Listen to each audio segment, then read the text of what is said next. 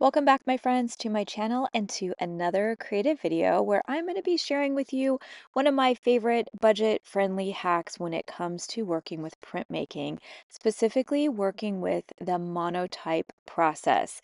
This is another video in my series that I call the Broke Artist Guide. It is sharing with you all how to use everyday materials or really economic materials and supplies to get creative and play around with unique concepts. Now, what you're going to need for this process is simply a plastic bag. Anything slick is going to work, a slick surface. I usually like to pull plastic bags that maybe I want to upcycle or recycle. I don't tend to utilize plastic bags a lot over here these days, but I will collect them from people if I need to play around with something in this kind of a process. Now, what I really like to do is split it in half so that I have two different ways to work with the process of a monotype. And the word monotype is often used interchangeably these days with the word monoprint. Those of you that enjoy jelly plate printing will understand the concept of a monoprint or a monotype, where you have a slick surface or some kind of a printing plate that you can paint or ink up and play on and then make one or two prints from that plate. Oftentimes, a monotype means that you cannot alter or change that printing plate that you are using. And so we are going to be using a plastic bag for our printing plate. Now, this is something I really enjoy doing when I have plastic bags on hand. If I want to utilize or upcycle pieces of plastic I might get in packaging or things that I'm hanging on to that I don't want to throw in the trash, these will actually last over time for quite a while. And it's a great way to just use stuff you already have on hand and actually play with the monotype process or monoprinting process. It's super fun, but the downside is you're not going to get really perfect, crisp prints like you do if you're working with a jelly plate or working with more traditional tools and materials. Now, I have a degree in painting and printmaking, and I was really lucky to study all kinds of printmaking concepts and techniques. And monoprinting and creating monotypes are one of my favorites because you can get really expressive in the moment. The other tools and supplies that I'm going to be using are some cotton swabs, paint brushes, some acrylic paint. I've got a brayer. You're going to see me pull out some weird things to scratch and scribble on the surfaces. But for the most part, everything for this process can be things that you very likely already have in your creative space. Materials or everyday supplies that you can use to add to that plastic bag surface, or as you will see, things that you can use to subtract or pull paint or pigment away. Now we're going to start really simple and just add paint to the surface of that plastic bag. Now, because that acrylic paint is going to dry pretty quickly, you need to work a little bit fast, which really enables you to let go of perfection and have fun with expression. If you want to have more time to work on that surface and play around with your designs, you can absolutely use printmaking ink for this process. But we're working on a budget, so I want you to use what you have on hand with those plastic bags and just have fun playing around with that process. What I love about a monotype is actually subtracting some of that ink or that paint from the surface. I tend to gravitate towards this approach a lot in all of my history with printmaking, specifically monoprints and monotypes, where I use cotton swabs or rags or even brushes to scrape or pull that paint or printing ink away. And you can have a lot of fun either creating a composition by working with that negative space and pulling that ink or paint away, or you can create lots of designs. I'm somebody who really loves surface design, and so I love dragging and drawing into this surface. Now, one of the fun things about a monotype or monoprint is that you can get really expressive quickly. Since we are working with budget-friendly supplies, and because that paint does have a little bit of a time frame before it dries, you're kind of forced to have to work and hash through those ideas in a little bit more of an expressive and fast way.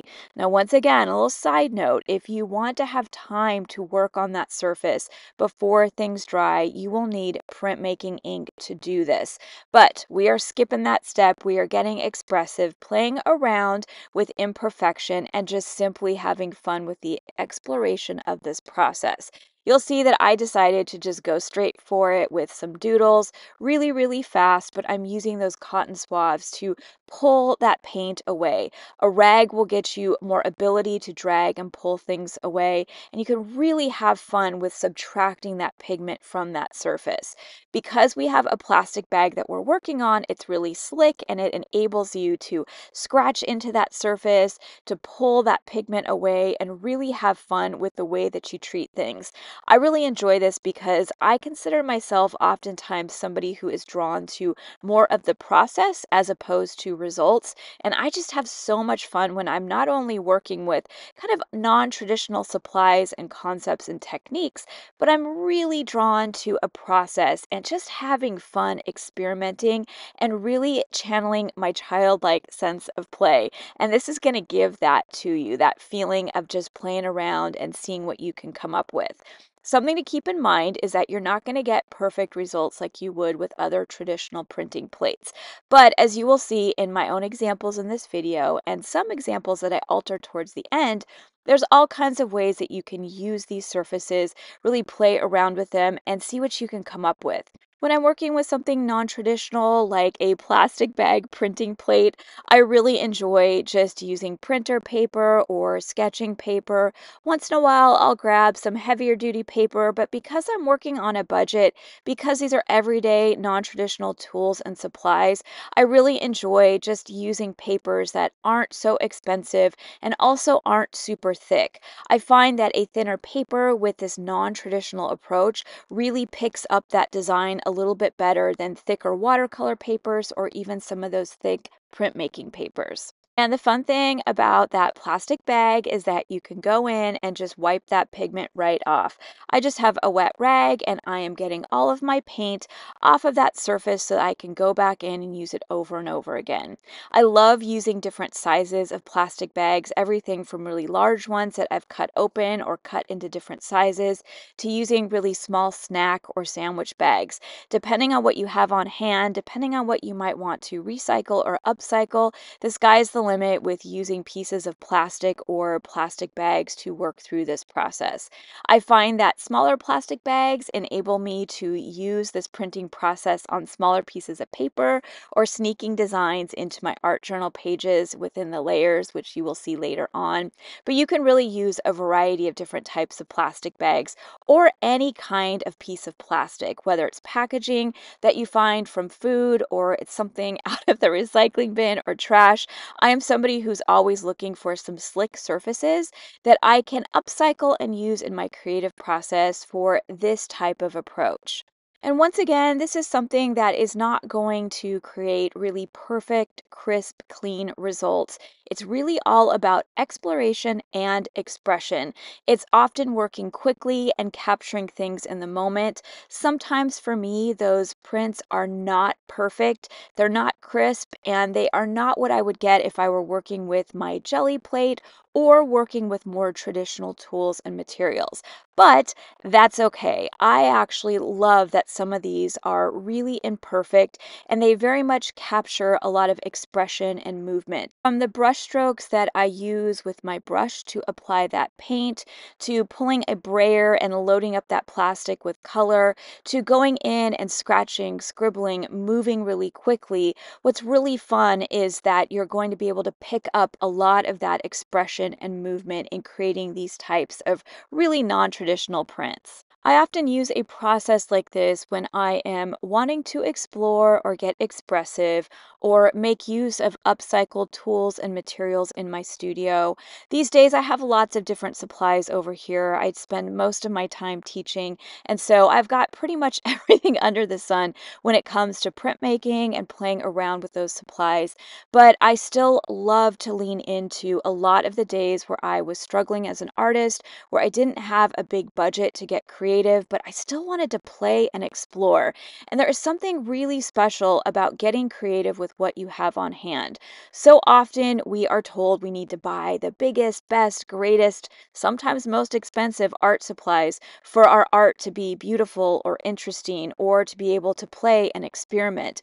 But I'm over here just hopefully reminding you over and over again that you do not need to break the bank or get really expensive with those supplies in order to just simply have fun with creativity. And something like a plastic bag, specifically an upcycled plastic bag, is also a great way to look around your everyday life, look in the recycling bin, look at things that might otherwise get tossed out, and see how you can give it a new life in your creative process. I've been using plastic bag printmaking for years and years because it's such a fun way to take my formal arts education in printmaking and really kind of turn it upside down and see what I can come up with in my own work.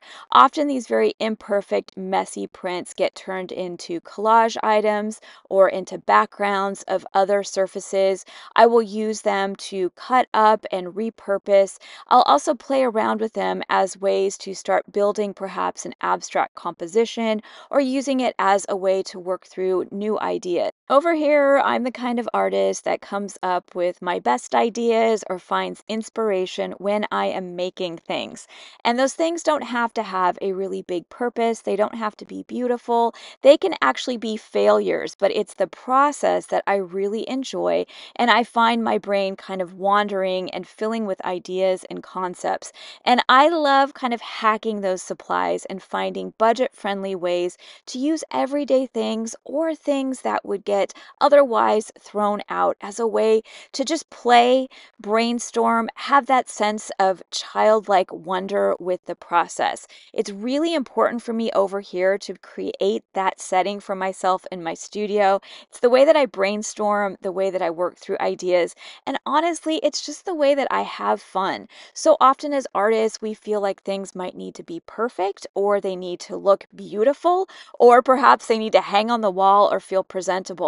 And I always want to be a space and a place to remind people that it's not always about those things. Sometimes it's about experimentation, it's about play, and just letting go of expectations. And oftentimes it is budget-friendly supplies or everyday materials that get you feeling comfortable because you haven't spent a ton of money or investment on these things. So you don't feel so much stress, maybe experimenting and failing or playing around with ideas without there being a great result. I really want you to feel like some of these videos that I share in my Broke Artist Guide really give you inspiration to not only use really simple tools and materials, but to start looking for things that have potential to use in your art process.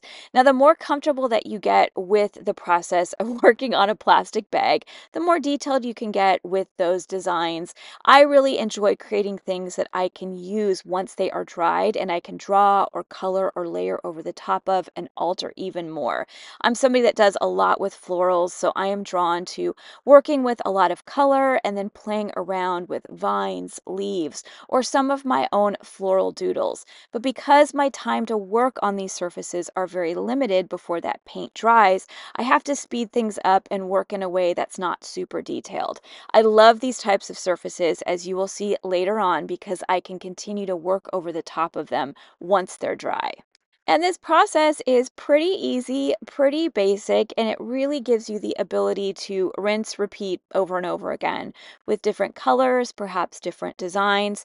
The thing that I have found over time is that a plastic bag doesn't work great for stamping into or creating impressions or using stencils and masks. They'll work, but they don't work as great as if you were using a Gelli plate or some of those more traditional printmaking, specifically monoprint making tools and supplies. I have found when working with a plastic bag, it's this subtractive or additive methods where you're either painting on that plastic bag, really working with expression, or you are pulling some of that pigment off that tends to have the best results. From pulling that paint away to scratching into the surface with the edge or end of a paintbrush, to using cotton swabs or even a rag wrapped around a paintbrush, there are so many fun, unique ways that you can use that subtractive process by pulling that paint and pigment away to get all kinds of really interesting movement, lines, and designs on that surface. As somebody who has a formal background in printmaking, I often get asked by people who have not enjoyed the process of printmaking or explored it, why even do it? Why not just paint that design onto a piece of paper? Or why not just go directly to a canvas instead of using a printing plate? And I really don't have the best answer except that printing and monotypes and monoprints are just so much fun. Things that you can do with a Gelli plate or a slick printing plate, or in our case, a plastic bag, can absolutely be attained by painting directly on a piece of paper. But there is something really fun and really special about working on a slick printing plate that gives you some really interesting results that as an artist, I just haven't been able to attain through any other process. I love the ability to go in with paint and then to use something to pull that paint away. I love scratching into paint, whether it's on a canvas, a piece of wood, in my art journal, but that scratching into the surface of a printing plate, in our case, a slick printing plate, really gives you this very, very interesting effect after things are printed. It gives you the ability to work with negative space, to play around with expression and movement, and it's just a fun way to use those materials in a completely different method. Now, something fun about using those plastic bags is you can actually layer up those prints really quickly, especially if you're somebody that likes to work with abstraction. I love going in with a lot of like movement and brush strokes, lots of color, and starting to print things in layers. So for example, I'm going in with a lot of brush strokes, going in and subtracting some of that pigment with my cotton swabs, and then printing, letting it dry, and then continue to layer different elements on that surface. I actually really prefer working abstract and expressive on this plastic bag method. I like it because you can work through movement really quickly, and then you can start layering and working over the top of things. You'll notice I started on a larger plastic bag for my first layer, and I've grabbed a smaller plastic bag to start adding a few more elements on top of things. Those plastic bags are so flexible, which means you can turn them over, flip them over, use them like a stamp, and get a really great impression as you build those layers. And once again, these are all concepts and techniques that you could do directly to a piece of paper, but there's just something so fun and childlike, playful about working with that printing plate, that piece of plastic, as a way to really mess around with the surface in the way that you can add layers. Well, I have multiple Gelli plates as well as other types of printing plates.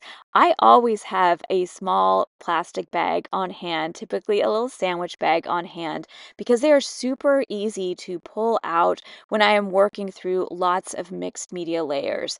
You can fit them into little nooks and crannies of a layering process. I really enjoy using these smaller sandwich bags in my art journal if I'm just wanting to add some kind of unique mark making in one area. They're very flexible, they are very light and thin, so you can use them as a way to make that impression or that print. So instead of using them as that printing press in a more of a traditional way where you drop your piece of paper over the top, you can use those little plastic bags or small pieces of plastic as a way to add small designs to areas of an art journal or a canvas, fabric. The sky is the limit. I spend so much time working in layers, specifically in my art journaling process, where I am just layering and playing and seeing how many different concepts and ideas and colors I can add to a lot of my pages and spreads, that I'm always looking for non-traditional supplies and ways to add those layers. I'm often looking for maybe a different look or feel to each layer that I'm adding, and a non-traditional approach like this with a sandwich bag bag is the perfect way to maybe add a little element here and there, or a swipe of color, or some kind of interesting look and feel to that layering process. I love playing around with messy layers, and I love using my little sandwich bags to do this. Again, while I have lots of printmaking supplies, lots of traditional supplies as well, I find myself reaching for these sandwich bags very often, especially when I'm working in a art journal, things that I might close up or open up. This just gives me a lot of freedom and flexibility to create these impressions, swipes of color, or little elements throughout those layers. And while I know this process won't be appealing to everyone out there, I think it's really fun if you're working on a budget, or if you are like myself and you just enjoy exploring different ways to do things. I love my Gelli plate. I use it almost every day in my studio in a variety of different ways. Gelli plates have actually made printmaking really accessible in a variety of different ways, but they are a bit of an investment. And for if some reason you are on a budget, or if you are on a budget when it comes to playing and experimentation, I'm hoping that this process at the very least inspires you to look around your everyday life and see if there might be some things that you can use in your creative process instead of going out and spending money and adding to your supplies. I think it's fun to go shopping for new supplies. I love new products, but you don't need new things in order to simply get lost in the process of creativity. And plastic bag printmaking is one of my personal favorite ways to do this. Now, because you're not going to end up with really, really crisp prints or impressions, once in a while you will, or once in a while you'll get almost ghost prints that are beautiful, but they are just not as dynamic. You can absolutely continue to work over these surfaces. So in conclusion to this process, I wanted to end things with me showing you all how I take some of these surfaces and go back into them to bring a little bit more color, contrast, and life to them. These are the types of surfaces I would often use to cut up and collage or play around with as backgrounds, but I like to really pump up that color. I'm all about contrast and really playing around with a variety of textures on a surface. And so I love going into some of the lighter, more ghost versions of these prints with either colored pencils, markers, pulling out my watercolors, and really playing around with color in and around some of that line work that I created with those cotton swabs. This is a really fun way to play with castaways, to play with your own work, to experiment some more. Again, I find that my best ideas come when I am creating, and so I'm always creating moments for myself to work through a process so that my brain is kind of moving and getting inspired and coming up with new ideas. Whether it's playing with a different color scheme, or working with texture, or maybe just finding new creative ways that I can put some of my everyday tools to use. I find that just simply seeing a process through, even working over the top of things with layers and seeing how far I can take things, is one of my own personal favorite ways to just push the boundaries of my art and really keep my brain thinking about new and different ways to use a process and how I can continue to add to that process further on down the road. This surface ended up turning out really beautiful. It was a little bit too light for me to use in any other way, and I really had a lot of fun pulling out my colored pencils and just brightening up some of that color, hanging on to some of that beautiful texture where I have scratched into that surface, but playing around with color in and around things in the little corners, the nooks and crannies, and really amping up the color and the color combination on that surface. It actually came out really textural, and I enjoyed the process of just getting to play with coloring after all was said and done.